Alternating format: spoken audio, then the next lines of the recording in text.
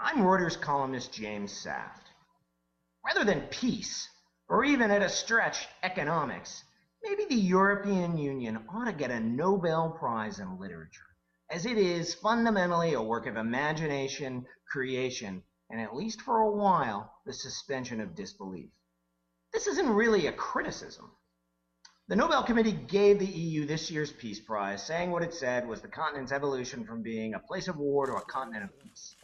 You can't argue against that. But what's really remarkable is the way in which we, as we witnessed the knitting together of the euro area, saw rational people, investors who prided themselves in only acting their own cold self-interest, totally missing the underlying structural absurdities.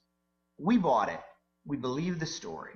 And to understand that, you got to turn to a poet, Samuel Taylor Coleridge, who in the 19th century described how an author can coax a reader into the willing suspension of disbelief for a moment by giving romantic characters and totally unlikely events what he called a semblance of truth. That's essentially what happened. How else do you account for all those pension fund managers and investors who bet on it narrowing interest rate differentials between Greece and Germany, Italy and Germany? And moreover, they could see the EU itself had no adequate protection against the structural weaknesses. Ode to Joy was definitely playing in the background when they made those allocations. You had an unworkable halfway house of a common currency without common taxation and fiscal policy. To buy into this, people had, in essence, to close their eyes and buy into a pleasant fiction, one which may have had peace as a byproduct, but which was in no way grounded in economics, even if you define economics broadly as a very social science.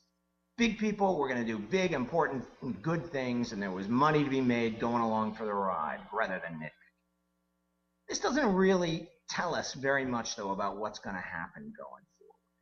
The EU, and with it the euro, is a fundamentally romantic notion, and it's hard to judge from the outside. That's not to say, though, that it's going to be easy. There are tremendous difficulties, and there are going to be tremendous political pressure, and that's only probably going to get worse.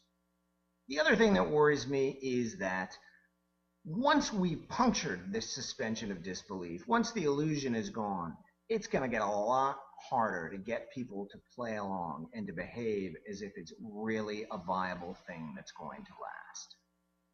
That might not be the full explanation of why the EU deserved the Peace Prize, but it's definitely why it got it.